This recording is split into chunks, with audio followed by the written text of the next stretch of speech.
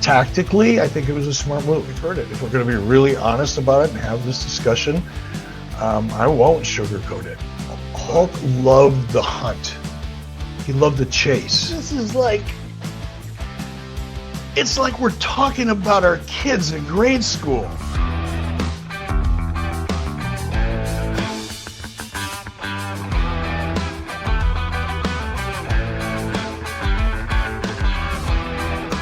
Hey guys. Hey, it's Conrad the Mortgage Guy, and you're listening to 83 Weeks. Eric, what's going on, man? How are you? Well, I'm at the beautiful downtown Cleveland Marriott, Key Towers, I might add. Beautiful hotel, 20,000 square foot gym with trainers, in case you need one. It's in an Italian restaurant, and get this, a barber shop. It's like everything I need right here. Wait a minute. Awesome. There's a barber shop at your hotel? There's a barber shop downstairs at the hotel. Walk-ins welcome. Wow, there's like 4 chairs. Yeah. This is an awesome hotel. The Italian restaurant is fantastic. I stuck my head in there to look at the menu yesterday because I'm going to probably take Lori there Friday night when she comes in here to Cleveland to be a part of Real American Freestyle. The very first, we'll call it a PLE, coming your way on Fox Nation. All right. I'm selling too hard. I'm sorry. No, you're not. Listen, I literally just downloaded Fox Nation today, and I've got it on my phone now. So if you want to watch Real American Freestyle tomorrow, the show is happening tomorrow. You don't want to miss it, and you can still go ahead and grab your tickets. But why not go and download the Fox Nation app? You can check it out at foxnation.com, or I just went to the App Store, typed in Fox Nation. There I was. Be sure to try to use promo code RAF for Real American Freestyle. And if you're in the Cleveland area, by God, stop by. There's still a handful of tickets remaining at realamericanfreestyle.com. And I like that they're numbered, Eric. This has a UFC feel to it. Real American Freestyle number 1. Listen, you've kicked off a lot of fun things in your day. Of course, the very first Nitro comes to mind. But Real American Freestyle, are you nervous? Are you anxious? Are you excited? What are you feeling just 24 hours away? Because when folks are listening to this, tomorrow is the big show. What are you feeling right now, Eric? Nothing but excitement. Absolutely nothing but excitement. Look, we've done all that we can, and we've done all that we can pretty well. And now it's just up to the gods or the God. It's at this point, really, there's not much we can do to promote any harder, to improve the production we're going to bring to the audience tomorrow night, to the quality of the matches and the level of athletic competition that we're bringing. And I'm confident. You know, it's live TV, right? So, anything can happen. It's live TV. You're flying without a net, but I love flying without a net. And this was Hulk was so excited about this. And I'm not going to lie, the first week or so after he passed, it was really hard to be excited. I knew that we had work to do and there were things that still had to be done, and I did them, and so did everybody else on the team. But it was harder. But after about a week or 10 days, it was like, okay, anybody that's known Hulk Hogan, that really knows him and has worked with him professionally, and I'm not even really talking about inside the ring, Hulk loved the hunt. He loved the chase. It's one of the reasons why he wanted to own his own trademarks and brands, and believed until probably his very last breath that it was the right thing to do, because he wanted to build something. He wanted to build a legacy. And that all started kind of, becoming clear to me, in 10 days or so, 2 weeks after he passed. And then it's like, okay, well, I know how much he wanted this. I've been around Hulk when he got excited about new projects. I've been a part of some of those projects, many of them, as a matter of fact.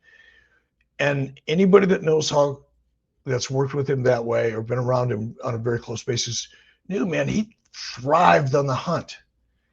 And we get to bring back the bacon Saturday night. So I'm just blessed to be here. I'm excited for everybody to check it out. If you haven't already, I encourage you to go check it out at realamericanfreestyle.com. You can see all the matchups, and boy, there's going to be a name that jumps out to a lot of people. Wyatt Hendrickson is on this card earlier this year. I think it was late March of this year. We saw what a lot of people, a lot of experts in the field would call the biggest upset in NCAA history. He had history with Gable Steveson. Gable Steveson beat him in 2023. And he was the heavy favorite. I mean, we're talking about an Olympic gold medalist, and guess what? Wyatt beat him, and he beat everybody, of course, along the way. He was undefeated at Oklahoma State, 27-0. I can't wait to see this guy in action.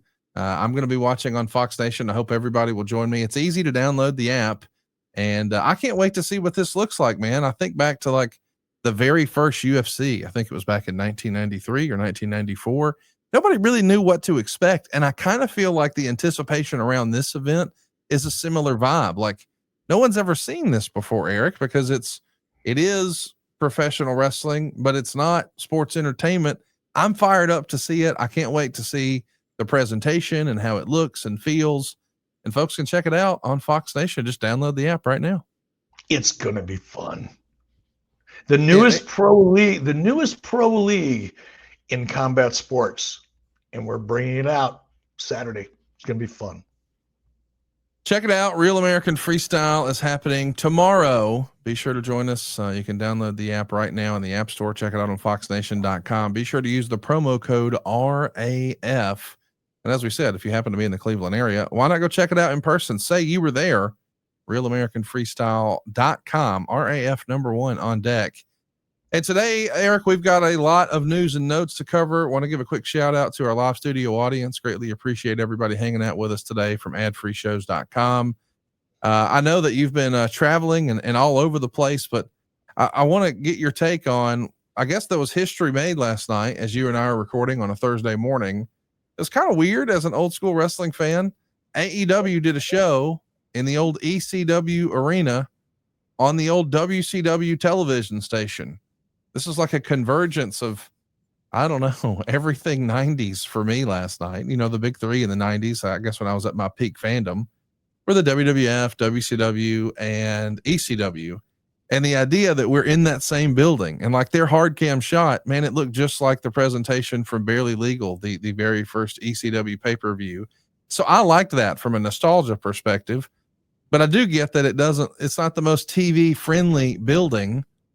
But I kind of like that they're having fun with this, Eric. I mean, if they've got to do 52 weeks of live TV, doing some in some, I don't know, nostalgic wrestling buildings, that works for me as a fan. What'd you think?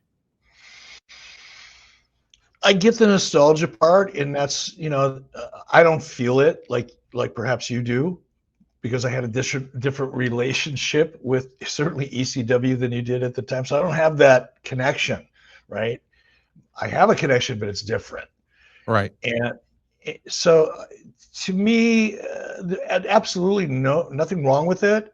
When you're looking for small venues that are suitable for small enough that you can afford them and at least fill them up or get them 3/4 full, because there's nothing that looks worse on television. There is nothing for your brand that is more challenging when you're producing weekly television than to not have an audience, because that speaks to the people sitting at home. It kind of suggests that, well, maybe this isn't that important. And conversely, when you see a packed stadium, whether it's for Savannah Bananas or whatever else, that packed stadium makes you feel like you're watching something that's worth your time. Now, you may decide after you watch it for a while that it's not, but it at least gets your attention and holds you. And when you turn on wrestling, and I lived through this in WCW.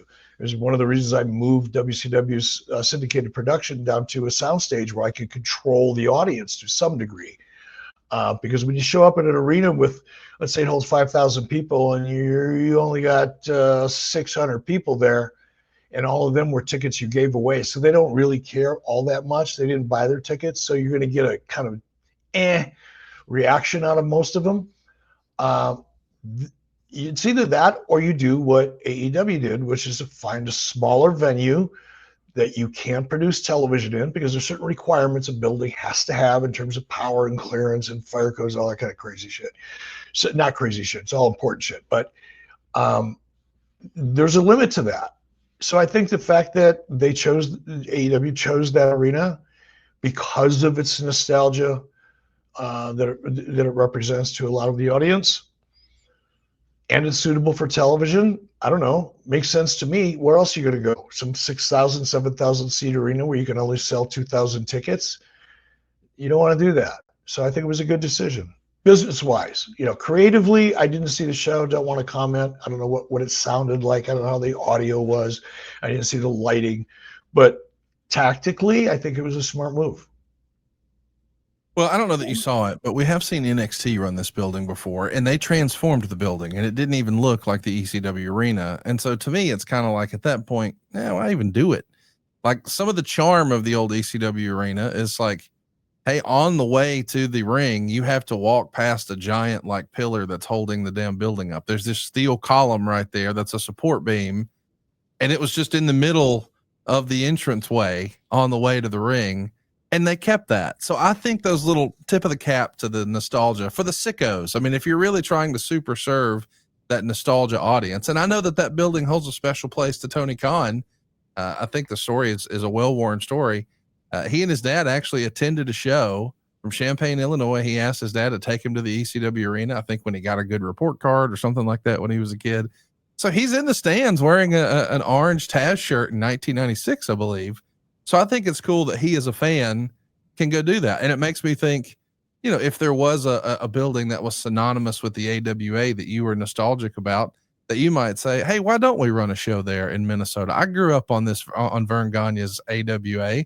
I think that's cool that he's able to pull that lever for himself and fans like him. Go, Tony. Oh, gosh. All right. Well, let's talk about the other controversy yesterday. I don't know if you saw this, but the day did not go without a little bit of controversy. I guess there was a stagehands union protest outside of the 2300 arena ahead of the AEW residency. I guess the venue was denying that this is an issue, but there is a local chapter of the International Alliance of Theatrical Stage Employees, and they're a union there in Philadelphia, and they were protesting. And the quote is, "It came to our attention that the wages, benefits, and working conditions may be below the prevailing area standard negotiated by our union, Local 8, in this industry. The union represents stagehands, technicians, and other workers in the entertainment industry across the U.S. and Canada. Local 8 is the organization's Philadelphia area chapter, and they see stagehands get paid $40 an hour. When adding up health and welfare contributions, pension, annuity, and training, it's an all-in hourly total of $54.40 an hour." And the 2300 Arena CEO, Roger, disputed that claim in an email on Wednesday to Post Wrestling, and he said something like, "Our workers are being paid the fair wage that they claim is not being paid." And then AEW, of course, had to respond and issue something to Post Wrestling saying, "All Elite Wrestling has paid and will continue to pay the prevailing wages to all locals used as part of our residency at the venue. It has maintained a great relationship with IATSE Local 8 for previous events held at other venues in Philadelphia. Any current demonstrations being held are between the 2300 Arena and IATSE Local 8. I don't know how this became an AEW issue online, but this isn't an AEW issue, Eric. This is between the building and the union, right? Yeah, it's one of those situations where a little bit of information in the wrong hands is a bad thing. Yeah. It's definitely a building issue. I don't know that build. I mean, I know of the building, but I don't know how it operates. I don't know who owns it. I don't know what their plans are.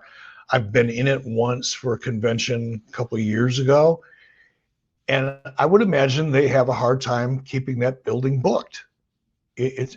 I'm just guessing because of its size. It's not big enough to do major shows, and it's kind of on the small side to do even average size shows. I don't know how much TV they get. And I could be wrong about all of this, but I just remember that building thinking, if my job depended on my ability to keep this building full, that'd be a tough job to have. So if you've got a smaller building that's essentially fitting niche market in that part of town, you don't have a good relationship with your union, which clearly, at least in terms of communication, is evident here. you got a tough time operating. So I don't know. It's hard to make heads or tails of it, especially, you're reading press releases and damage control and, probably some politicking in there. So I don't really invest much in terms of what I'm reading or reacting to what I'm reading, because it's all self-serving bullshit anyway from both parties. So, and I shouldn't say bullshit. It's self-serving for both parties. So the truth will come out and it'll be a blip, but it's not an AEW operational issue. It is regardless of all the mud they're throwing around or trying to create, it's a union building issue, not an AEW union issue. Yeah, just to add some more context, because context is king, we like to say here on the show. Roger does like bar mitzvahs in that building too. So I understand why he may have some sort of hesitancy to say, hey, this isn't always just a television production, but I don't pretend to know all the ins and outs of what those issues are with the union. But I do want to ask, when you were running WCW, did you have issues with unions like this through the years? Well, the only issues I had is having to pay them, which could get quite expensive. Because here's why I say that. So let's take the MGM Grand, for example. Now we had, Jackie Crockett. We'll talk about Jackie specifically because he's a great example. He was a great example. Jackie Crockett had been shooting wrestling with a handheld in the corner for probably 20 years before I met him back in the early 90s, right? He'd been around the business a long time.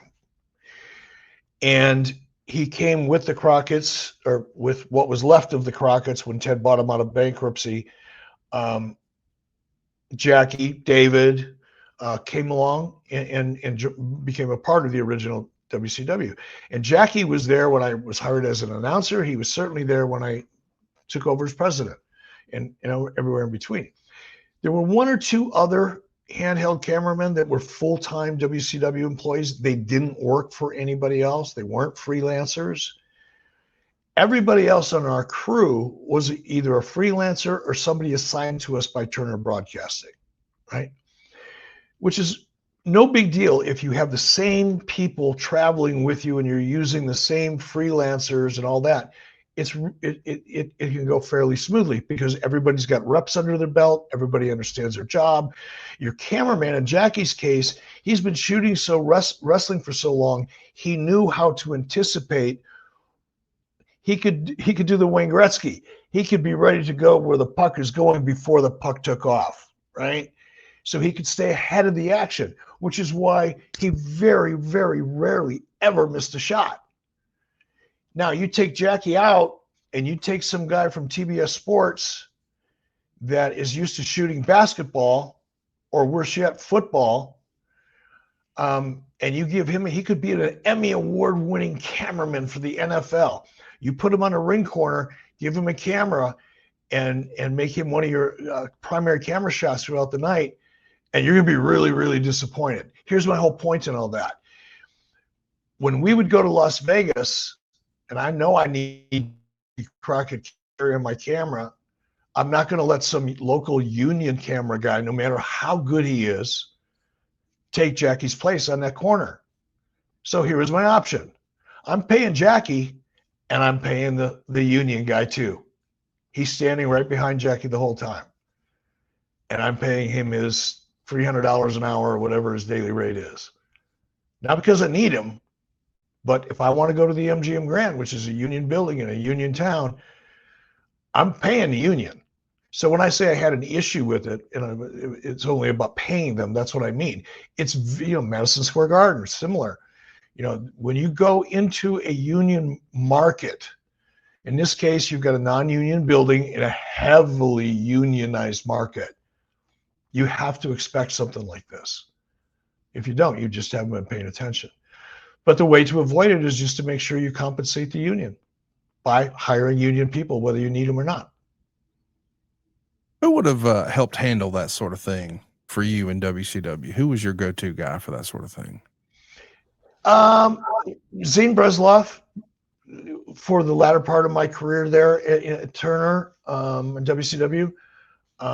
Prior to that, it would have been Gary Jester, but Gary didn't deal with that much because before I came along and we started filling up MGM Grand, the venues that WCW were primarily producing television in were 5 to 7 was a good number. Sometimes we go into 10,000 seat arenas, but they were always half empty. But it wasn't until late in those arenas, in those smaller markets, you never had a union issue. Most of them were in right to work states. Union wasn't really, it's not like Philadelphia. Come on. Philadelphia, New York, Chicago, Las Vegas now, densely and aggressively unionized. So if you're not a part of the union and, you know, depending on what you're doing, eventually you're going to meet someone from the union and you'll be encouraged to join the union. But it was either Zane Bresloff primarily, maybe occasionally Gary Jester. Well, it's all about the dollars. And, of course, it's all about the dollars with Cash App. I don't know if you've already got Cash App. If you don't, how have you missed it? I got to tell you, it's my favorite way to send money. But really what I enjoy is that it's keeping my money safe. You deserve to feel safe from fraud and in control. That's exactly what you can always expect from Cash App. They've got built-in card security that keeps your money safe, and it gives you the protections that you really expect. You see, when you get a Cash App card, not only do you get access to a ton of perks and benefits like exclusive early access to nationwide concerts, pre-sales, or discounts on popular bands, you also get extra security with the power to instantly lock or unlock your card right from your phone in just one tap. You see, if a suspicious transaction pops up on your card, Cash App has your back by automatically declining the purchase and sending you a heads up to confirm that it's you or not. Behind the scenes, you can rest assured knowing that your account balance is protected by 24/7 fraud monitoring. And hey, if something feels off, you have the ability to lock your card right from your phone. Again, just one tap. You see, with Cash App, you can spend, save, and live your life knowing your money is right where you left it, with advanced built-in security, protections you can count on, and help when you need it. So spend with peace of mind today and order a Cash App card in the app or at cash.app/card. You see, we're talking advanced built-in security. It's going to keep your money safe. All your personal info stays personal, and you get help when you need it. Yeah, you've actually got access to Cash App's 24/7 chat support. You can even turn on the security lock in your Cash App settings right now to keep your account and your information safer than ever. And it'll even pay attention to those scam warnings. If you're sending money to someone new, you can learn more right now at cash.app/security. I'm a big believer in this product. I know you will be too. And right now, for a limited time only, new Cash App customers can use our exclusive code to earn some additional cash. For real, just go download Cash App, use our exclusive referral code 83 weeks in your profile, then send $5 to a friend within $14. And man, you'll get $10 dropped right into your account. Terms apply. That's money. That's Cash App. Cash App is a financial services platform, not a bank. Banking services provided by Cash App's bank partners. Prepaid debit cards issued by Sutton Bank. Member FDIC. Instant discounts provided by Cash App, a Block Inc. brand. Visit cash.app/legal/podcast for full disclosures. So wait a minute, kind of Cash App. So if I subscribe to something and I've never subscribed to it before, Cash App will tell me whether it's sketchy or not? Yeah, absolutely. If they think something's suspicious, they're going to give you a heads up. They've got this thing called Security App or Security Lock, where Cash App actually requires a successful Face ID or some sort of biometric authentication to access your account. Think of it as like your own personal bodyguard. I think in wrestling, we'd call it a heater. So Cash App wants to be your Big Daddy Cool. It wants to be your big, sexy Kevin Nash. It wants to be your Diesel. That's going to keep your money safe, dude. That was outstanding. I was going to say, man, if it prevents me from subscribing to a questionable subscription, Meltzer's going to hate that. He's going to hate that. Oh gosh, I thought you were going to say it'll stop you from subscribing to some of these OnlyFans wrestlers that are. Oh no, Meltzer's going to hate that. If this thing, detects fraudulent subscription. Oh gosh. Oh my God, Meltzer's going to go down in flames. Speaking of somebody who went down in flames, did you see the Jake Hager interview with Chris Van Vliet this week? Yeah, I did. I have only met Jake Hager a couple of times. I had a great time with him. I'll admit we were at a bar at WrestleMania, and it's always been in social settings, and he's always been super cool. I don't know if he was drinking during the interview. I mean, it certainly sounded like he was. They were referencing Scotch and other things, but it did feel like, man, he just decided to go scorched earth. He's decided he's done with wrestling, and he wanted to do an old school shoot interview, I guess. It felt like something that RF Video dropped in the mail to us in 1997. What'd you think of Jake Hager's interview? I saw clips of it. I didn't listen to the whole thing, and I probably saw 3 or 4 different clips of it, so I got a pretty good sense of what the whole interview was. I've met Jake, got inducted to the TNT Hall of Fame this past summer with Jake. Yeah. I like Jake. Met him backstage at AEW. I think I met him once or twice in WWE. He just seems like a really grounded, kind of average, normal guy that I'd like to go out and split a steak with and have a beer or something. But I just hate it when guys feel like they need to burn a bridge. Now, they don't feel, I'm sure Jake didn't feel like he was burning a bridge. He was just venting. But man, when you leave something behind, leave it behind. Don't make it worse by burying the people, even if they deserve it, because it reflects badly on you in the long run. And I learned that the hard way. I've done it.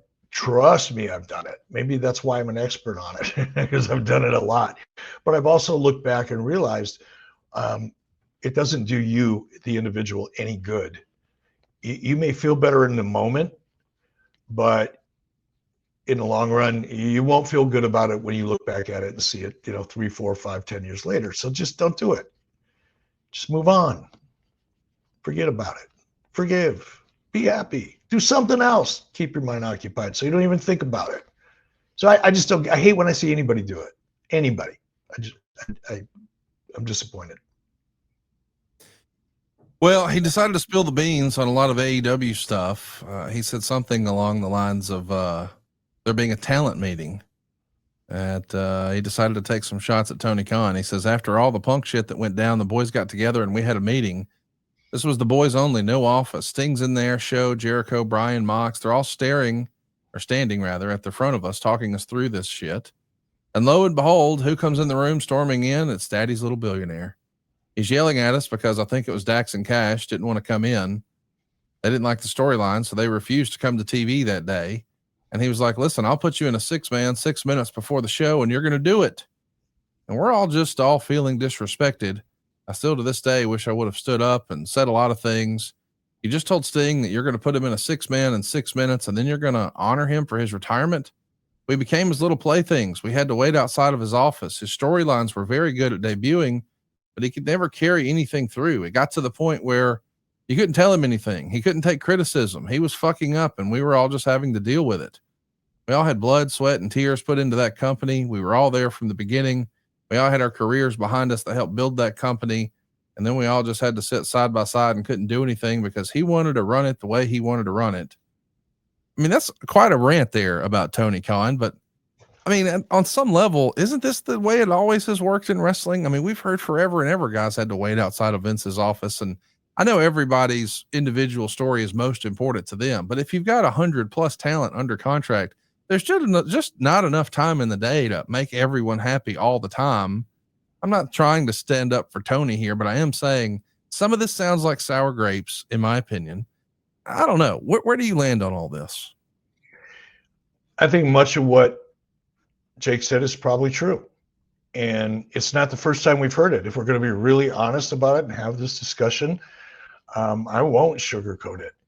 But I have heard consistently from people that have no gripe, no bitch, that happen to be there about how things operate behind the scenes. And I withstood my fair share of consistent criticism from guys like Dave Meltzer about the chaos backstage in WCW. And from what I've heard from people who I trust, who have no vested interest in telling me what they think I want to hear, it's way worse than WCW ever was. And we've seen it play out. It's not like we have to take anybody's word for it, for crying out loud. We've seen it. And they've used it on television to promote themselves. So do I think Jake is misleading or overstating? No, I don't. Because it's consistent with just about everything else I've heard. And we've seen play out on television. So no, it's unfortunate. I still feel the same way. I wish he wouldn't have done it for his own benefit. It's certainly not going to hurt Tony. May hurt his feelings or upset him for a minute. But at the end of the day, the only person that's ultimately going to hurt is Jake, because when you do that kind of shit, here's maybe this is why I feel the way I feel. Whenever someone would, I may have said this to you before, whenever somebody would come to work for me from WWE, I could pretty much tell within the first 2 or 3 minutes whether I was going to really connect with this person. In that 2 or 3, 4 minutes, whatever it was, or just initial getting to know each other, if someone felt the need to bury WWE or anybody at WWF at the time, or bury anybody in WWF, what that says to me is that person's telling me what they think I want to hear.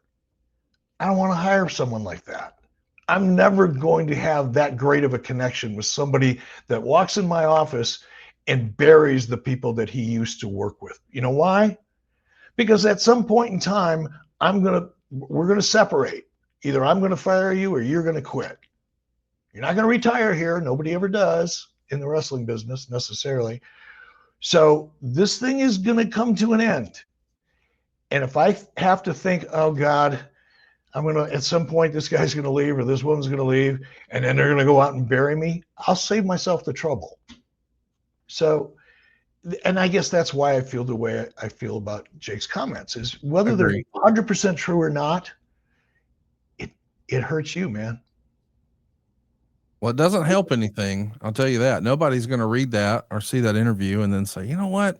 On second thought, let's bring him in. Let's do business with that guy. Like, no, that's probably for the same reason. Because if it doesn't work out, who wants somebody out there with a megaphone burying you? Well, here's the reality. Let's just be honest. You say if it doesn't work out, it never works out. It never works out. If you have 100 talent under contract, it's never going to work out where the office and all 100 talent are happy all the time. I've never heard of that ever. Not just in wrestling, but anywhere, in any company, in any organization, in any business.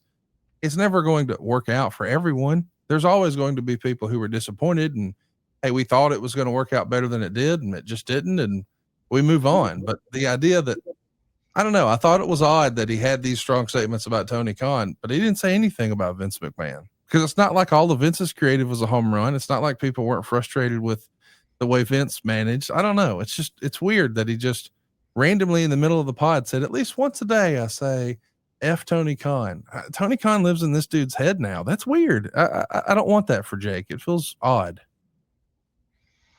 Well, hopefully he'll move on. He will have learned a lesson that I learned multiple times over the decades. So I'm sure he'll survive. There's no doubt he'll survive. I'm pulling for him. He's in the trucking business now. Wrestling's in the rearview mirror, at least for now, but he's got a couple of trucks. He's actually manning one. He's hired another driver.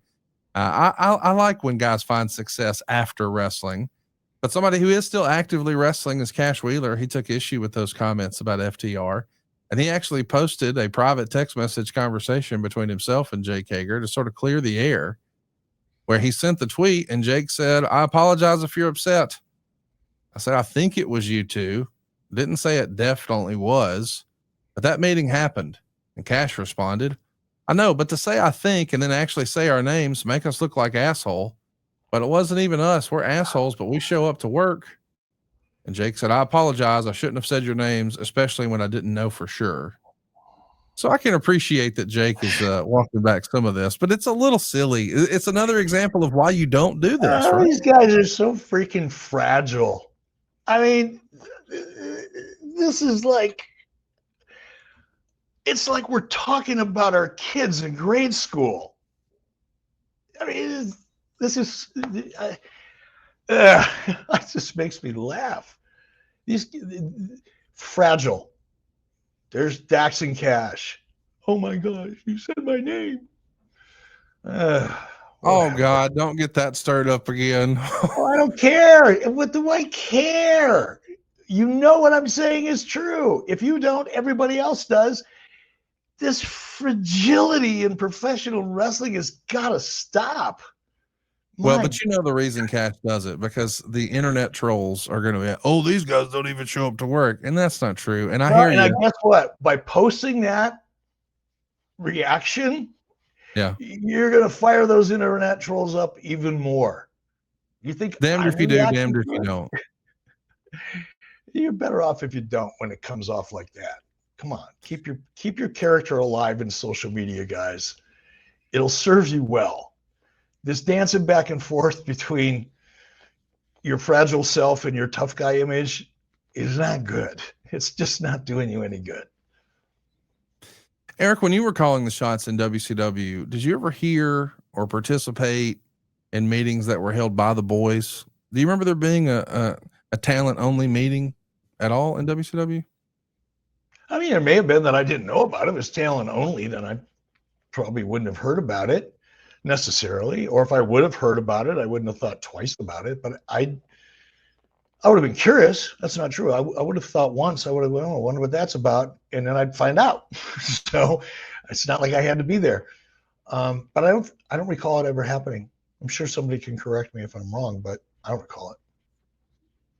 If you were to put yourself in Tony Khan's shoes, you know, what kind of frustration do you feel? I mean, because I know you were there before when a talent refuses to go with the plan. Like, we don't know what Tony was referencing when he said, hey, if I want to put you in a 6-man, 6 minutes before the show starts, I'll do it, or whatever. I know you had to have points like that where in your WCW tenure, people were frustrated and they maybe weren't happy with creative or whatever it is. Talk more to me comedy, about more comedy here on 83 Weeks this morning. This is awesome. Yeah, it happened a lot. I was just joking with Chad Bronstein. We were doing an interview for TMZ. And before the interview, we were talking about dealing with wrestling personalities and how challenging it can be.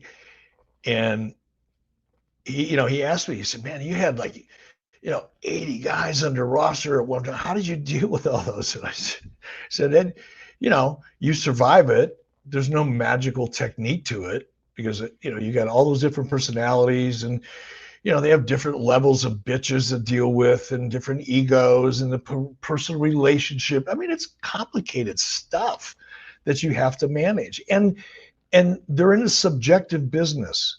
They're not in a business that you're judged by how many widgets you make by the end of the day or how many mortgages you may, mortgage applications you may close in a given month. You're judged by this subjective opinion, primarily of the people running the company, but a close second by the audience, right? The audience isn't going to react to you if the company doesn't want them to. So it's kind of a symbiotic relationship. But essentially, you're in a completely subjective business, and that doesn't necessarily breed stability inside the people that are in it. So that's what it's emotional crap that you're dealing with. It's not like what's right or wrong or what could be better or not. Most of it is emotional baggage. Now, it's dressed up like a wrestling issue and conversation, but as often as not, it's just ego, insecurity. Sometimes ego and insecurity fight for the number one position, and it's usually a close fight. And just lack of information is what causes it. And it's a pain in the ass. I'm sure if you looked at my liver today, it would be very, very, very healthy based on my recent blood work, by the way. Once every 90 days, religiously. Boy, can I not wait to tell you about my glucose monitor. Changed my life. But yeah, if I would have had a glucose monitor back in the day when I was dealing with what Tony sounds like he's been dealing with from time to time, my blood glucose levels would have been off the charts because I would have been pounding beers on a regular basis. When you see interviews like this and think back to the not so fun times of dealing with the yuck of WCW at times. How happy are you that wrestling, professional wrestling, sports entertainment is in the rearview mirror? It's still, I think I have a theory about people who've had a good career in professional wrestling and have to transition out of it. Some people handle it really, really well. Some people don't handle it well at all. I probably fall somewhere in the middle, because my transitioning out has been kind of, I'm transitioning out, then I'm back in, then I'm out, then I'm back in, then I'm out. You know what I mean? I've been back and forth so many times. But now at this stage of my life, it's a weird, I got kind of a two-minded feeling about it. One part of me is, man, I would never want to do that again. It was, it was hard. It was not fun. The dealing with the egos and talent and all that, on top of, creating, a new television format, for professional wrestling and, doing everything we did. But the hard part, that was the fun part. The hard part was dealing with talent. And I would never do it again. I will never do it again. Not because I'm not capable of it. I'm probably way better at it now than I ever was, because I've gotten older and a little smarter and I've got the scar tissue to prove it. But I would never voluntarily do it, because it's not rewarding. It takes, the process takes from you. And you don't get anything back. Half the time you don't get a thank you. So I would never want to do that again. But I'm glad I did it.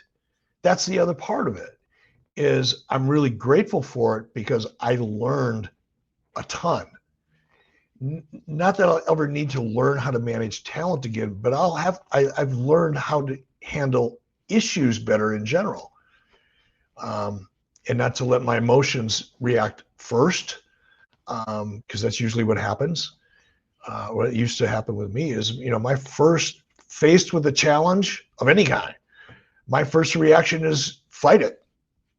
Just fight it. And then once I got to the point where it's like, okay, I don't have to fight it. Now I just have to manage it the way I want it managed. And that's a step in the right direction, but it's not the ultimate way to manage issues. So I've had to learn that, because I sucked at it in the beginning. It does sound like the guys were trying to have a bit of a State of the Union address, if you will, after the whole Punk thing, when we're talking about this talent meeting that Jake was referencing years ago. You had to have a few of those through the years. I know the one about Ric Flair comes to mind. I know there was one where there was the Raven incident where he took you up on the offer to leave WCW. How routine were these sort of State of the Union meetings in WCW? They weren't routine at all. They were usually a reaction to something that reached a level that I couldn't just let other people manage it or hope that it'll just die down and go away. Which a lot of it would, because some of it was like high school bullshit. Yeah. That escalates. I mean, some of it was so freaking childish. It's like, I'm not wasting my time on this. Fight it out amongst yourselves. It's stupid. Not physically fight it out amongst yourselves, although that happened a couple times, and it's probably not the worst way to manage some shit. Just get it out, get it over with, move on with your life. DDP and Scott Steiner comes to mind. I mean, just handle your shit. And I guess for me, I only did it when I felt like I absolutely had to. When the Ric Flair thing came to mind, because, not to get into that whole mess again, because Rick will be going crazier than he already is. But it's like, sometimes it's better just to let it go and let it take care of itself. But when it reaches a certain level, as it did in the case with Rick, because it was making headlines in the Atlanta Journal-Constitution. So it's not like it wasn't an internal only situation. It was now in public, and it had to be managed. It's not that I wanted to do it, or I was, trying to prove how tough I was. Had to draw a line in the sand, because if we wouldn't have, it would have kept happening. But that was a one-off. I didn't have those kind of meetings once a month, or they were only as needed. And I think there was only a couple. What were those? I mean, besides Flair, I know there were some people who were unhappy. I know there was the Raven meeting, but is there another one? Those are the only two that I can think of. There might have been other ones, but they weren't like headline grabbers in the dirt sheets because they weren't a reaction to something. It was more informal. Probably talking to talent about Disney, for example, when we made that transition, because it came with a lot of, okay, guys, here's how we have to handle ourselves when we're on the Disney lot. There's little kids running around here, so don't go running out in the parking lot to, take a hit off your cigarette and your thong. I mean, just wisen up. I'm making light of that, but those kinds of meetings, yeah, they probably happened, but none of them were standouts that I can think of. I'm sure somebody out there can tell me I'm wrong. The frustrations that Jake had with the end of his AEW tenure, is that just par for course for wrestling? Do you think it'll ever change, or is this just the way it's always going to be, that talent is going to be frustrated that it doesn't end the way they want, and then there's going to be hurt feelings from then on? Is this just par for course in wrestling, or is there a way? It's not in wrestling. It's human nature. Yeah, absolutely human nature. And it seems, I don't know if it's becoming more common or if we were becoming more aware of it because of social media, but the entitlement factor, I mean, perfect example is that woman on the board of governors and the Treasury who just got caught red-handed lying on her mortgage application and then claims she can't be fired. And she's going to be bitter when she leaves, right? Because she thinks she deserves that job, and she deserves whatever she thinks she deserves, and she deserves to be able to lie on mortgage applications because, well, she's special. That exists in so many parts of life that we see now. Is you don't get what you want, you become bitter. So, yeah, it's always going to be there because it's human nature. It's not like wrestlers are unique. I mean, Jake was no different than that woman who feels like she was entitled to something. I don't know, that's probably a bad analogy, but I think you get my point. Anytime anybody gets fired, or in some cases just don't get the opportunity they felt they deserved.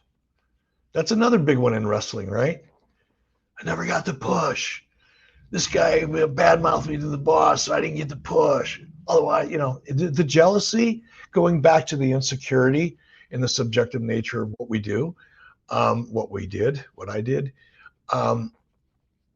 that adds to it, right? So if you don't get an opportunity, you think you deserved a shot at the world title at WrestleMania and you didn't get it, when it's over, some people are going to be bitter and resentful and angry, and they'll carry it around for the rest of their lives, Bret Hart.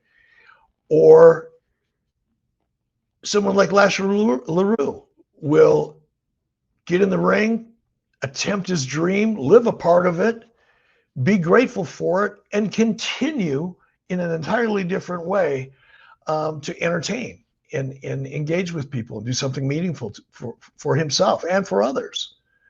I mean, there's your two contrasts. Yeah. Some people will recognize, okay, it's time to move on, another chapter in my life, and to go out and make something of themselves. And other people's that chapter of their life will close, and they'll spend the rest of it being bitter and angry about it. We'll do one more piece about Jake Hager, and then we'll move on from Jake. He had a chance to. This is all coming from an interview with Chris Van Vliet, by the way. Insight with Chris Van Vliet. If you want to hear the whole interview, Chris does a fantastic job. Friend of the show. Jake said something about John Cena that caught a lot of people off guard. He says John Cena refused to put him over. Oh yeah, he absolutely refused to do it. I was told that was what would happen, because the original plan was I was going to beat him Monday night on Raw and not do the tease of cashing in the Money in the Bank. But I'm a young guy. I've been there for a cup of coffee. So what are you going to do? But I'm not the only guy he's done that to. He did that throughout his career. I was surprised to see what happened with him in Truth lately, because usually he tried to take that glory. But I feel like this time he's the one who said, we better go with truth and get him back here. Man, you almost never hear negative stories about John Cena. Did this shock you that he was refusing to put someone over? That doesn't work for me, brother. I mean, we hear that associated with Hulk Hogan all the time, but Jake saying Cena did that too. I don't think a lot of people were ready for that. I'm not buying it. And you know why I'm not buying it? Mr. Silva, put that quote up one more time, please. The last one. Oh, yeah, he absolutely refused to do it. Absolutely. I was told that's what happened. He was told. He's told by who? Who told him that? Or did someone say something that led him to believe that because he wanted to believe that? And I think Jake's a straight up dude. I don't think he's a liar.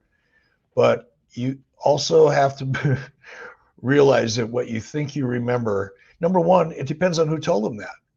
Was that some agent trying to get himself over, or some agent making a comment that to try to motivate Jake?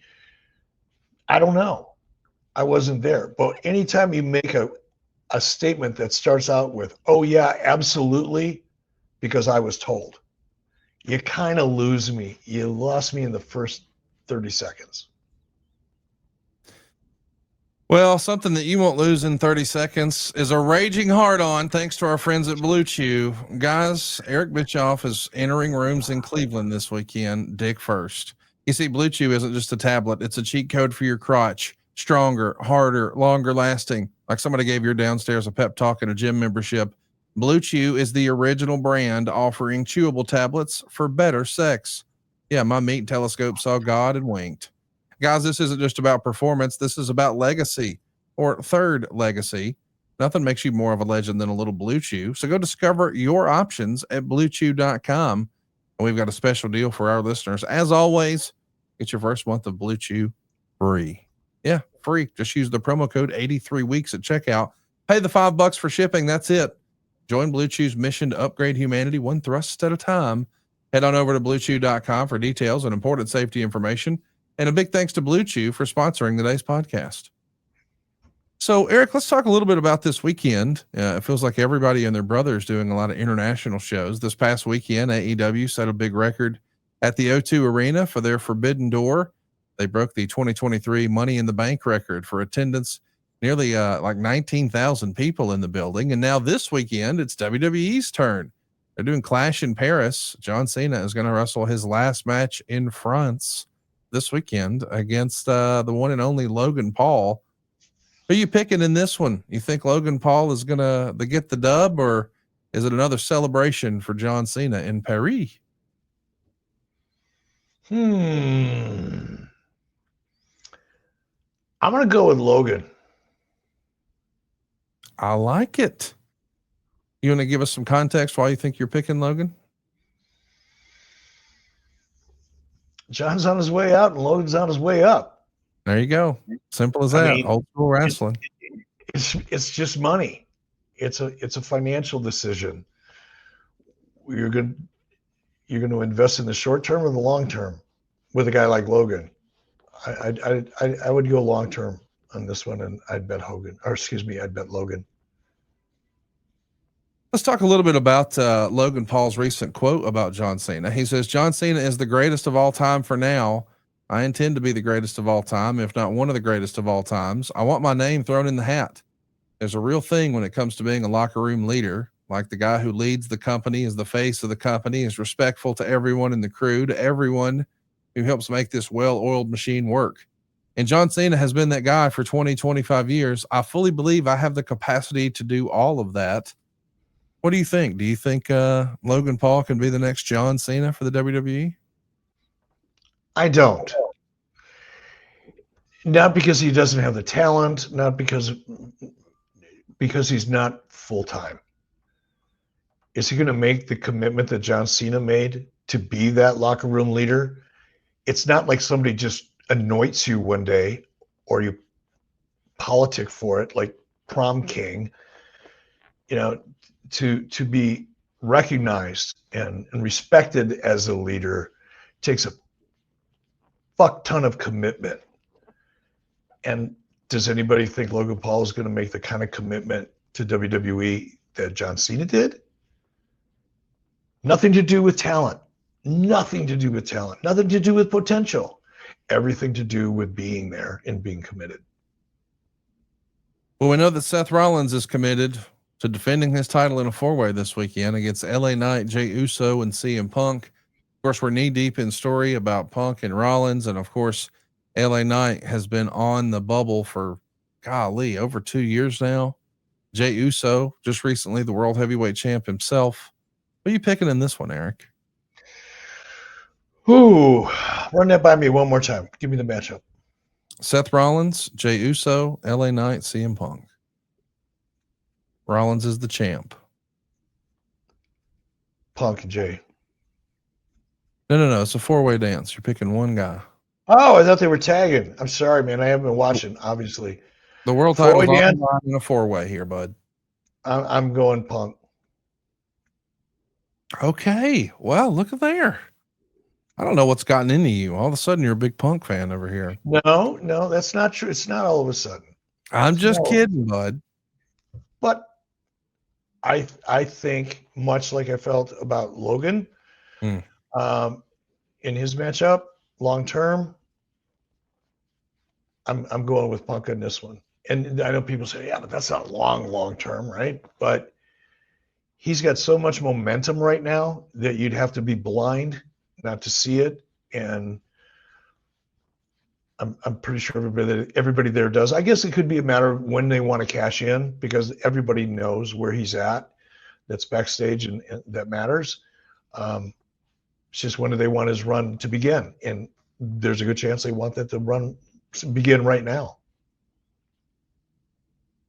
There's a whole host of other matches. I think Roman Reigns will have fun with Bronson Reed. Sheamus and Rusev are going to have a good old fashioned Donnybrook match. Becky Lynch is going to be defending her IC title against Nikki Bella.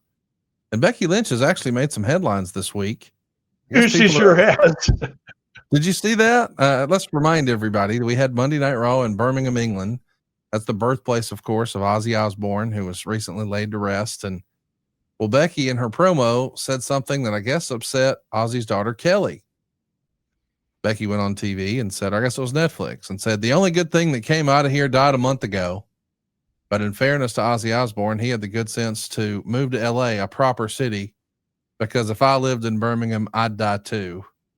I thought that was just cheap heat dumping on, the town. She's just doing heel stuff. Kelly took to social media and said, you're a disrespectful dirtbag. Birmingham would not piss on you if you were on fire. Shame on the WWE for allowing such things to be said about my father and his home. And there's even rumors that I guess the relationship is so good for so long with the Osbournes and WWE that WWE might actually make a formal apology about a city, about heat. I don't know. This doesn't feel like an Eric Bischoff thing. The Eric Bischoff I know loves the heat. What do you think of this? Not that heat. And no, it's too far too soon. And it is cheap heat. It's not creative at all. I was disappointed because I am a huge Becky fan. I love her work. I've referred to her many times on this podcast, going back to 2019. 18 is when I first started paying attention to her, because she was so good at using social media to get attention for a character that hadn't really been established on television yet. And I'm waiting for people to figure out that formula and really start making it work. And more talent are. I'm seeing it. But Becky, I don't know if she wrote it herself or if she had somebody doing it for her, but she really used social media amazingly well to get her character over while she was getting it over on television. So this to me was, who wrote that? Does she not have a writer? Did she just come up with that on her own? Or did she have a writer who wrote that and somebody didn't throw a flag? Because it's not that someone like Ozzy should be off limits for a joke, although for me personally, and if it was my company, I wouldn't want to have done it I wouldn't want to have done it or had my talent do it, whether I had a relationship with that person or not, because there's a lot of fans out there that had a relationship with Ozzy. Why piss them off? It's not going to do you any good. That's cheap heat, meaning you don't get anything back for it. That's just heat for the sake of heat. It's not going to pay off. So why do it? Come up with something better, I dare you. Come up with something a little more creative. That you could have hired a freshman out of college drama class or whatever, theater, and who thinks he's going to write the next big movie, and he would have come up with a line like that. So, Well, was there ever a time in WCW where a talent crossed the line and TBS brass was upset and you had to do some sort of an apology? Can you draw any sort of parallel to this situation in your time in WCW? Not an apology. But yeah, I mean, Scott Steiner swearing on TV on a fairly regular basis back in the day.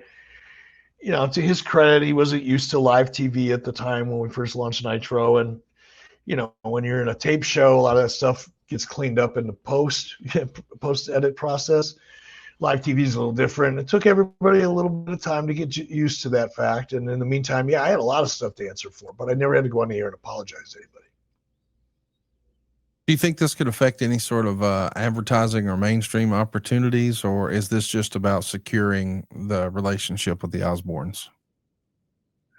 I don't think there's any other issues other than just smoothing it over, apologizing, and, you know, showing some respect, because I'm very disrespectful. Making fun of using, you know, Ozzy's death as a brunt of a cheap heat line in his hometown. Yeah, that's it's not heat. It's just disrespectful. So yeah, clean it up and move on. It's not going to, in the long run, it's not going to change anything. Let's talk about Chris Jericho. He's been making some news recently. There's lots of rumor and innuendo that he might actually be returning to WWE.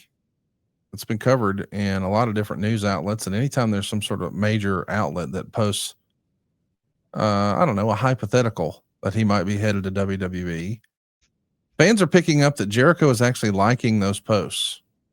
Now, somebody in WWE is clearly having fun with this, because the WWE Vault channel on YouTube has started to upload some of Chris Jericho's classic matches. I think this is great. This does make me think about, you know, the Monday Night Wars era where people could go back and forth, because as far as I know, his contract is not up. So it's not like Jericho can have any sort of official negotiation right now, but he's keeping his name out there. And I know you have been tight with Chris for a long, long time. What do you make of all this? Do you think he's going to hang around AEW? Is this a big part of a big story, or is he perhaps going back to WWE? What do you think? We're going to camp out on this one for a minute. Here's why I find it interesting. Well, there's a couple of reasons. One being, Chris has a unique ability to completely reinvent himself. Chris has been off TV for quite a while, right? I haven't seen or heard of him being on camera. Chris was looking a little pudgy the last time I saw him on camera. Pudgy won't fly in WWE.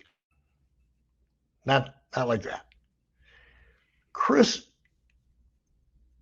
has so much pride and competition in him. He's a competitive person. My theory for weeks, and I haven't brought it up to you necessarily because there's no reason to, but for weeks, maybe longer, I'm thinking to myself, I know what Chris is going to do. He's off TV because he's going to come back looking shredded. Yes. Now, I didn't think about him getting shredded and going to WWE because I wasn't paying attention to when his contract is up. No, I'm still feeling the same way. There's a reason he's off TV. There's a very good reason. So now you throw the WWE possibility, and here's the part where I'm entertained. If I'm Chris and I'm getting shredded and Tony's excited about getting me back and my contract's coming up in 4 or 5 months, I'm going to make sure that contract is as fat as I can make it. So what better way than to create a market for yourself or a potential market for yourself with a couple little comments or liking a tweet. All that does is stir the pot on the internet. Tony lives on the internet. Drives the value up. That's his heroin. He loves the internet. He makes decisions based on the internet. And Chris is smart enough to come on. You know it's true. And Chris knows it's true. So if I'm Chris, I go, come on, Daddy, because somebody's going to pay me. I love it. Do you think that Chris sees what's happening with like this John Cena farewell tour? Not that he would compare his career in WWE to John Cena's. Obviously, he had a much different career, but do you think he sees that and thinks, even if I don't have a Cena farewell, I want a WWE version of a Jericho farewell? Or do you think he would rather end his career in AEW? If you just had to guess. I feel strongly, and look, I'm not close to, I mean, we're friends, but we don't chat. We don't, if we see each other in a restaurant, we'll probably sit down and have a meal or something like that and have a great conversation, but it's not like we stay in touch. I hope he goes to WWE. I hope he ends his career in WWE, and this is not any intended disrespect to AEW, but AEW is what it is. The audience is what it is, or isn't what it isn't. If any performer is going to go out, why would you not want to go out on the biggest stage of them all? Who wants to win a trophy in AAA ball when you could win a World Series ring? And that's really the difference between the two companies. One is AAA ball, one is the New York Yankees. Why would you want to end your career in AAA ball? Well, I appreciate that you say that, but we know that, man, they did a fine job with Sting's farewell.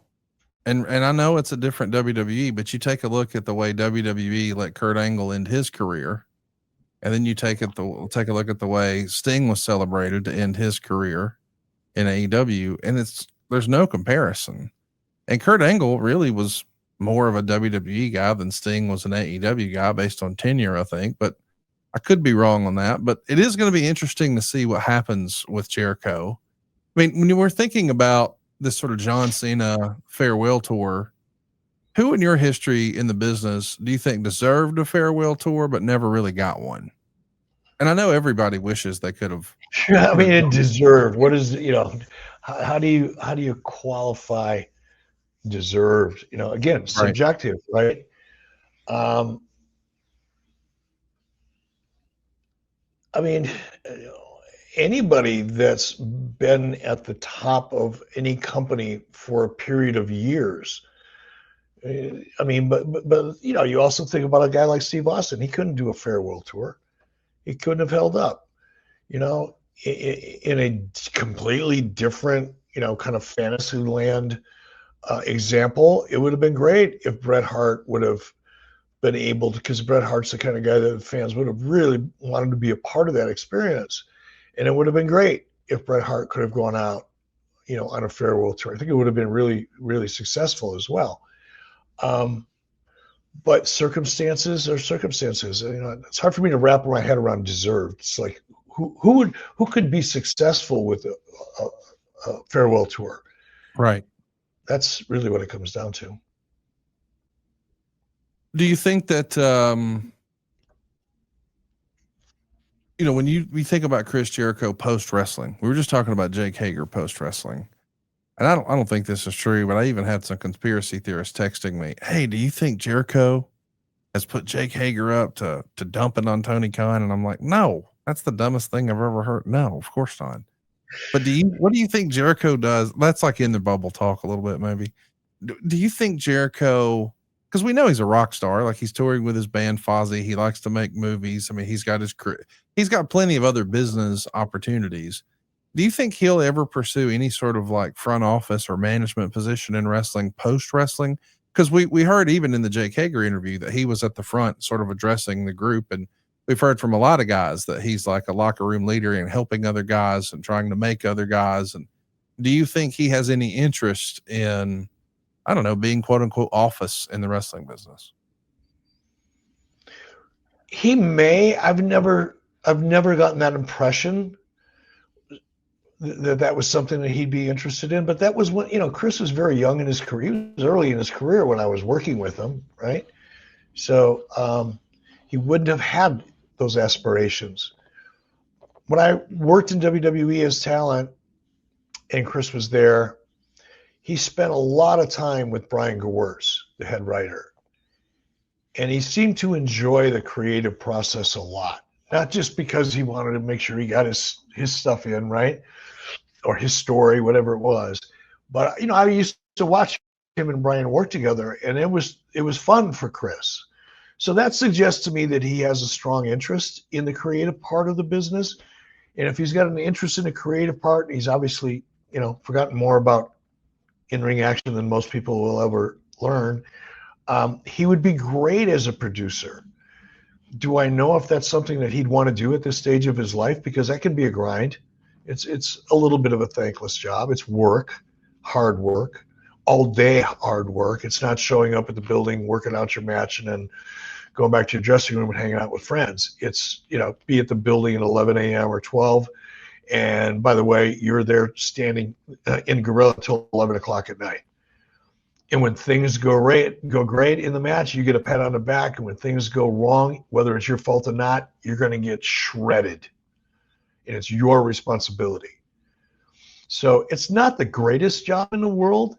If you're in your 30s and 40s and all that, sure, give it a whirl for a couple of years. Make some big money. Have some fun. Stay in the business. But at Chris's stage of life, given that he likes to perform, he likes to travel, clearly, he does it enough.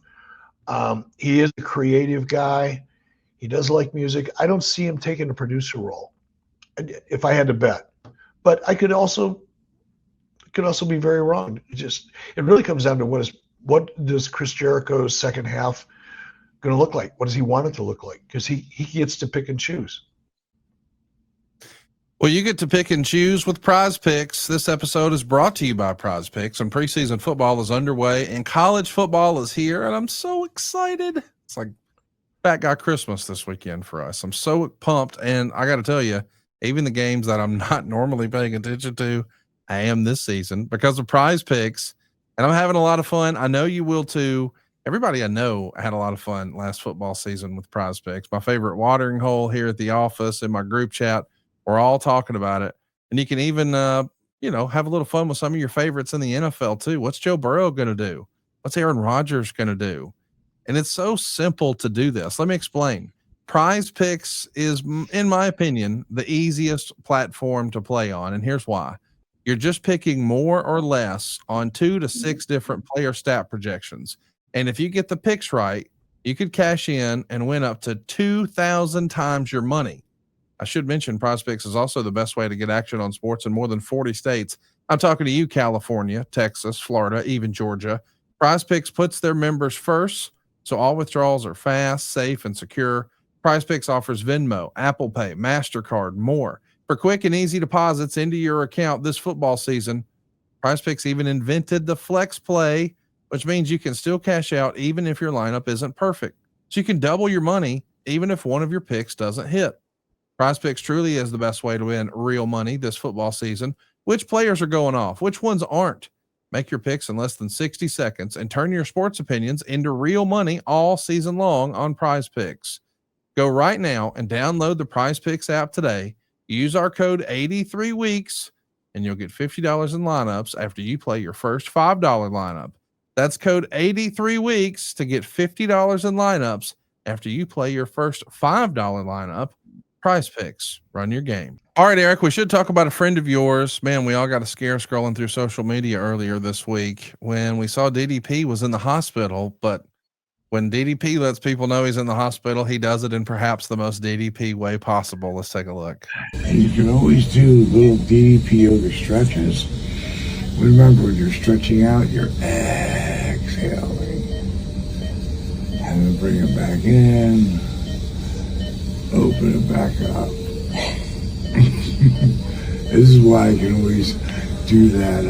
This knee's a little stiff because I worked a little hard a couple days ago, but still, right here, flexibility. I'm having trouble with that. Just bring it in, and as you exhale, stretch. And you might only come to here. That's okay, though. Bring it in, exhale. Bring it in, inhale, exhale. Is that the most DDP thing of all time, Eric? I'm reading a text that I just got from Paige at 12:38, so less than an hour ago. I'm not going to read it because I haven't read through it yet. I don't want to, but it's so DDP. Have you ever seen those videos on social media of people who start talking when they're coming out of anesthesia? Yes. And the crazy shit they say? Yes. That was DDP. He sounded Yes. like he was coming out of anesthesia. And when he first said, you grab your heel and you pull your thing up, and if you're stretching your ass, and I thought he was going to say you're stretching your ass because I thought he was like coming out of anesthesia. A different video when you stretch your Oh ass. gosh, it was so funny. But that's him. He's hold on, I'll summarize it for you. He's offering to help me with anything I need help with. So yeah, he's feeling pretty good. He'll be back. He's nuts. He says he's all good. He's got a little appointment coming up in a few weeks, but he's good to go, and he's in a good place. I just thought that was perhaps the most DDP thing of all time, to let everybody know he's okay by doing DDPY in a hospital gown, in a hospital, probably under anesthesia. It's unbelievable. I saw the video this morning when I first woke up. I was kind of heads down yesterday. I wasn't paying attention to much online. And I saw the video, but I didn't hear the audio. And I thought, oh my God, what happened to me stretching in a hospital bed with oxygen? This is stupid. But now that I've heard the audio that goes with it, it makes perfectly good sense to me. I get it. I know when I texted you yesterday, I was like, hey, we got to talk about DDP being in the hospital. I probably should have added more context. He's fine, by the way, because if you watch the video, man, he's still promoting. Chad Epic is with us here live as a member of our live studio audience from adfreeshows.com. And you should come be a part of the family. You can be a part of the live studio audience and get a whole host of bonus content that you can't find anywhere else. But Chad says, when will WWE change the Warrior Award to the Diamond Award? Man, with all the good and positivity that DDP's brought to the wrestling universe and just the world with DDPY, I could get behind that. Why not celebrate DDP's legacy, changing it to the Diamond Award? Yeah, I don't even know if they'd have to change anything. I think an award representing, what former wrestlers have done post their wrestling career to contribute to the betterment of others is in itself a noble thing to give an award for. And I think DDP is an example of someone who, as we talked about earlier, you've got two choices. You can either close that chapter. DDP could have walked around and blamed everybody in the world and been miserable because he didn't get his real shot inside of WWE and blah, blah, blah.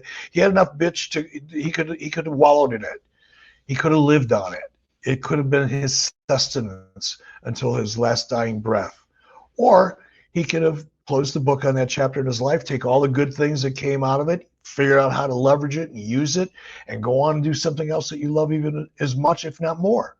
That's what Paige did.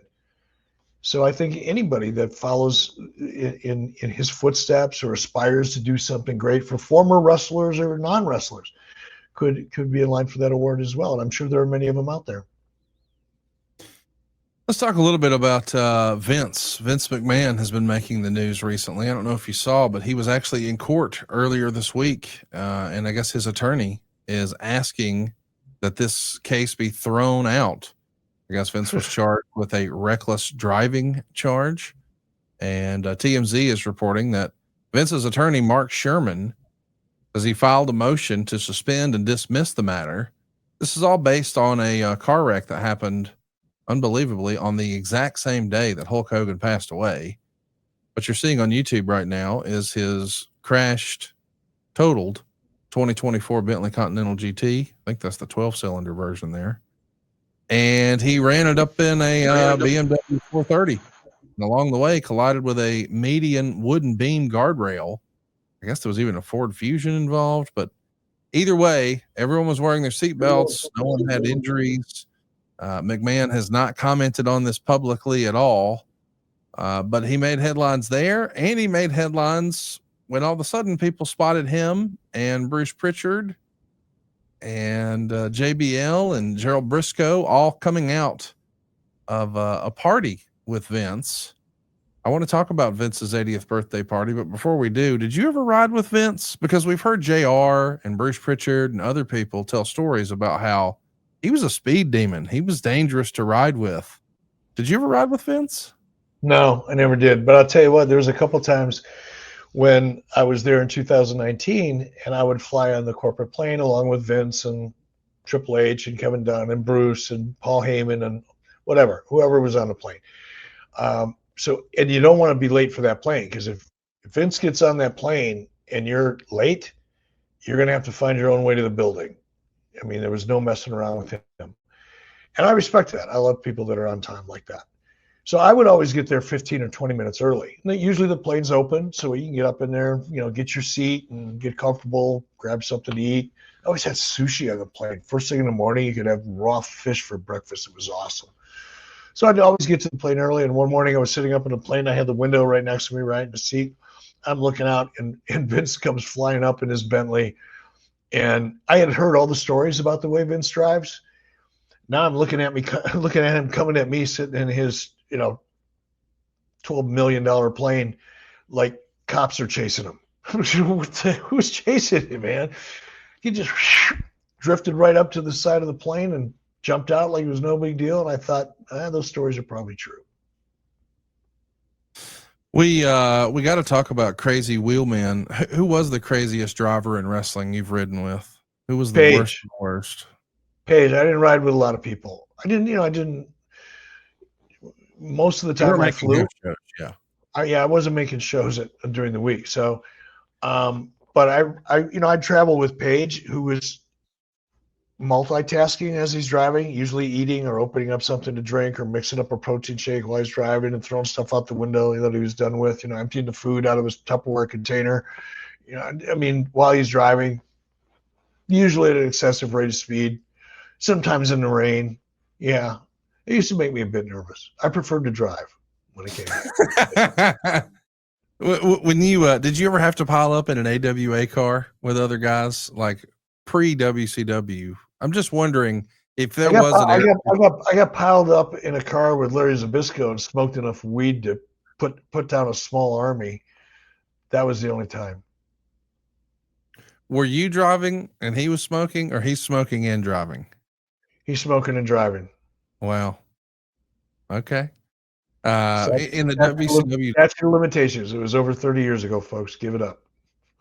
Listen, we've heard how many wrestling stories about they throw beer bottles at the road signs. So we know that's an old school thing. When you did travel, what would the car look like? You and DDP and who else? Would it just be you two, or would there be two?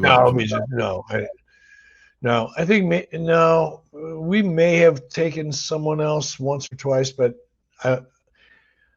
no. Two people to a car is as much as I'm willing to do for anything more than, half an hour, 45 minutes. Have you seen any of the stories or heard any of the stories about Vince McMahon's 80th birthday party? Just what I've read on TMZ. I mean, I knew it was happening. Just people that I know. Yeah. But I didn't think about it at all. And I saw the pictures, some of the posts. So I'm glad.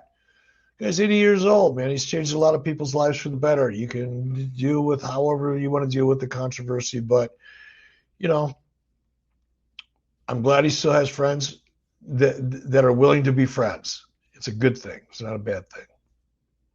Well, there's lots of reports out there. I know some of them are not true. People are saying that AC/DC and Kid Rock performed. I don't think that's true, but I know it was well attended, and I know that Vince spared no expense. I don't think I'm supposed to share all the details, but Jerry the King Lawler actually posted a picture of himself and a lot of current and former WWE talent You see left to right there, it's Miz and Maurice and Titus O'Neil, and of course Jerry the King Lawler, Sheamus, and Drew McIntyre were all in attendance. We know that JBL and Jerry Briscoe and Bruce and others were. Were you invited? And if you would have been, would you have gone? I mean, it's not like you had free time this past weekend, but 80's a big deal. No, I wasn't invited, nor would I have expected to be invited. And would I have gone? Probably. I'm disappointed in what went on with Vince, and mostly what I'm disappointed in is what it's done to his family and the stress that it's put on people that didn't deserve it. But I still respect Vince for what he did for this industry that you wouldn't be talking about, or I would have not been involved in, or so many others would not have benefited from. So if it were not for him. So because of that respect, sure, I would have gone. I don't know if you saw this picture, but one leaked earlier today, and it was a picture of Vince's, I guess we'd call it his bust, that was floating on the mirror there behind the bar. I think it was at a restaurant. I don't know if they made these busts or who got these busts, but I just think the idea of a Vince McMahon birthday party celebration with, it sounds like a lot of people. I don't know, a couple hundred people maybe. It's got everybody chirping and wondering, hey, is Vince coming back? Because it does feel like he's always been a really private person that we never see out of the confines of WWE, and he's been kind of strategic. He's showing up at the freaking Super Bowl, and now he's got this well-attended birthday party. Do you think we're going to see Vince out in public doing something soon? I think Vince is probably transitioning back into the public eye, not necessarily because, there's any expectation of being involved with WWE necessarily on camera. But I think, Vince is not going to slow down. He's not going to stop. We've talked before about, what we're hearing in terms of his investment, for example, in real estate in Santa Monica for a production facility and things like that. So that suggests to me, and I know that he's been actively interested in investing in sports properties. That's no secret either. So clearly he's not going to float around on a yacht in the Caribbean somewhere. He's going to be back in business. And I think he's probably in a very strategic and well-timed manner, easing himself back into the public eye to make that transition back into business easier. Because he's been out, because he has been, he went from being, on television in prime time 4 hours a week or whatever it was, half the time, to, the headlines and the lawsuit and such, and losing control of his company, so to speak. And he went dark. We haven't seen or heard of him. So it's time to see and hear of him, and he's easing his way back into the public eye. I think that's all there is to it. Let's talk a little bit about some news that has just recently broken earlier today. We saw the report about Monday Night Raw changing their start time. I don't know if you've seen this, but for years and years, we've known that Monday Night Football was serious competition. And now it's been made clear that Raw is going to start at 7 p.m. Eastern, 6 Central on September 15th, 22nd, and 29th. It's reported that the decision has been made some time ago as WWE and Netflix want to see how Raw performs with an earlier start time against Monday Night Football. What do you think of this strategy, Eric? I mean, obviously, you were in the Monday night business with Nitro against Raw and, of course, Monday Night Football. There's no other wrestling competition on Monday, and now, in fact, WWE isn't even on television. They're on Netflix, but everyone's competing for those eyeballs, and clearly the NFL is serious competition. What do you think about this? Let's get a jump start on them. I like it. Time will tell if it's going to work, but here's the beauty of Netflix and their business model versus a linear television model where you've got, hour blocks. It used to be half-hour blocks, but hour blocks, and everything has to be timed perfectly, and you've got advertisers and commitments and fulfillment and all kinds of other pressures that come along with a robust ad sales program. You don't have that on Netflix. You've got a lot more flexibility. You can take risks and try things to test the results And if it works, great. If it doesn't work, you can move back to your original time. It's a lot easier to move your program time around on Netflix than it is on NBC, for example, or even a cable outlet. So why not try it? If it's an issue, and if you think you've got a strategy that will increase your viewership by shifting a time period, and there's really no downside to it, why would you not try it and let the data tell you? That's what research is for. It's a great thing about streaming.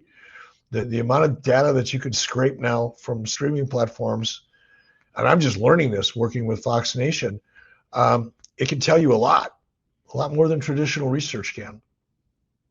All right, guys, let's be real. Owning a handgun for self-defense comes with serious responsibility. You need it secure, but also accessible when it matters most. Too often that means choosing between locking it away or leaving it out, vulnerable to kids, guests, or intruders. That's the problem StopBox USA set out to solve, and they nailed it with the StopBox Pro. It's 100% mechanical, keyless, battery-free lockbox that gives you instant controlled access to your firearm. No electronics, keys, or codes required. That's right. No keys, no codes, no apps, just a patented 5-button locking system that responds only to your unique input. It's fast, intuitive, and built for muscle memory. So you're not thinking, you're reacting. And when seconds matter, well, that makes all the difference. With the StopBox Pro, you don't have to trade safety for speed or peace of mind for readiness. Your firearm stays secure, but always within reach. And you never have to worry about tariffs because everything is sourced right here in the USA. All StopBox products are proudly made in the USA in their own facility. Not only does this ensure the highest quality of craftsmanship of every product that's sent out, it also creates meaningful jobs and opportunities for American workers. Did I mention the StopBox Pro is also TSA compliant? That's right. You can fly with the StopBox. For a limited time only, our listeners can get a crazy good deal on a StopBox. Get 15% off your entire order when you use the code 83weeks. And for even better savings, shop their bundles for their best deals on their best-selling products. Check out their bundles and save an exclusive 15% off site-wide when you use the code 83weeks at StopBoxUSA.com. Discover a better way to balance security and readiness with StopBox. Let's talk a little bit about the big controversy of this past week, Eric. The entire wrestling world and MMA world, and hell, for that matter, all the streamers. I mean, this was one of the most talked about topics of the week. We're talking about Raja Jackson, of course, the son of Quentin Rampage Jackson, a legendary UFC and Pride MMA fighter, somebody who I know you're familiar with and think a lot of, and I do too.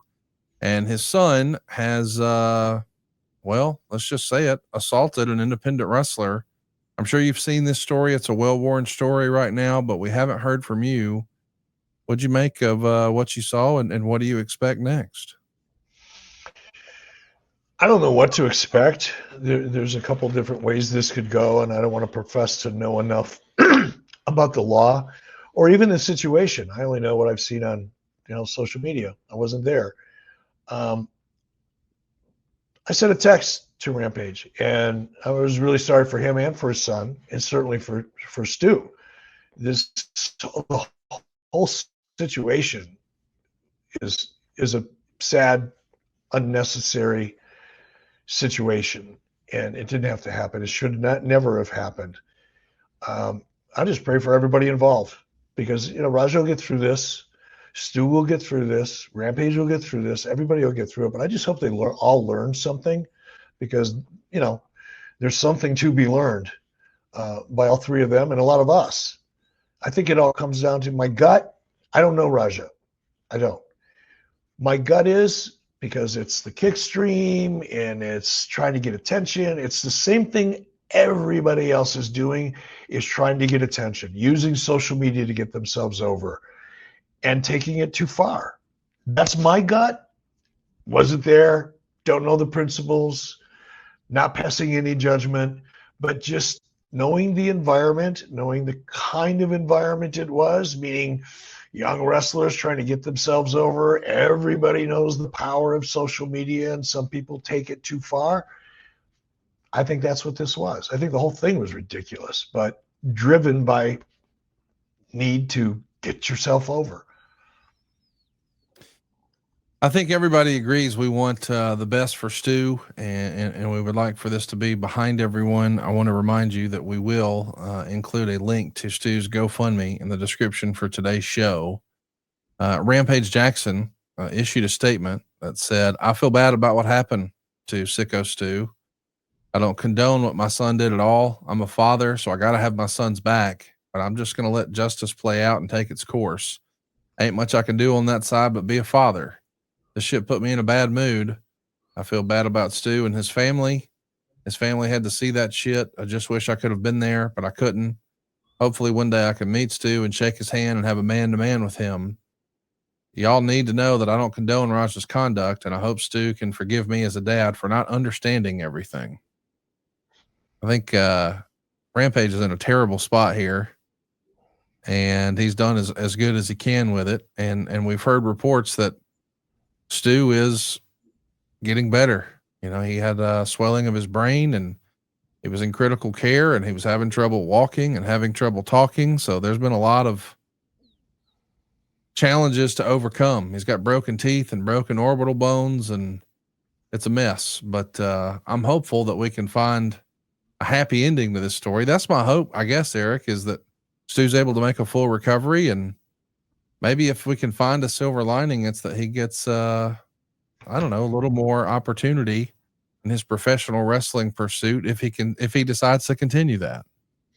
I hope he does. Again, I don't know Stu. I only know what I've read about Stu, but what I've read, I have a ton of support for Stu. You know, is ridiculous of the situation as it was, and he was a participant in it. You can someone else can judge how guilty someone is or isn't. I don't really care. He was part of it. He was part of the incident. And I think there is a way to come out of this. Everybody better off. I think there is. It just all depends on what everybody's goals are. And, you know, is Stu going to press charges? If he does, that's one, outcome. If he doesn't, that's another outcome. I just hope everybody can just put this behind him. I know this sounds like I'm some kind of whatever. I just hope these guys can all put it behind them as quickly as possible and move on in the best possible way. I know that sounds pretty general, but there's a way to do it. I'm looking forward to that, and I hope that everybody can move forward in the best possible way. I hate to bring this up, but it happened and it broke while we were on the air. So I do want to ask you, there's a report out from TMZ. I don't know if you've seen this, but I guess Sky Balea, the widow of Hulk Hogan, what a weird sentence to say, has revealed that she's planning to file a malpractice suit over his death. Have you seen this, Eric? I have not. It's man, what a story. TMZ has more details. I know you haven't seen it, so I won't ask you to comment on it, but golly, I'd hate to think that there was something else at play there, but I guess we'll get more answers as time goes on. We're gonna call it today. As you can tell, we've had some Wi-Fi issues with Eric's situation. He is on the road because tomorrow, as you're listening to this, is the debut of Real American Freestyle, and you should do what I'm doing. Download the Fox Nation app. I've signed up. By the way, it's only $7.99 a month, and you can actually get it cheaper than that if you do it annually. But if you use promo code RAF, you'll be glad you did. Find out about all the matchups and all the details at realamericanfreestyle.com. Or hey, if you're in Cleveland, go grab a ticket at Ticketmaster. It's happening tomorrow. Real American Freestyle #1, the inaugural event, the very first one.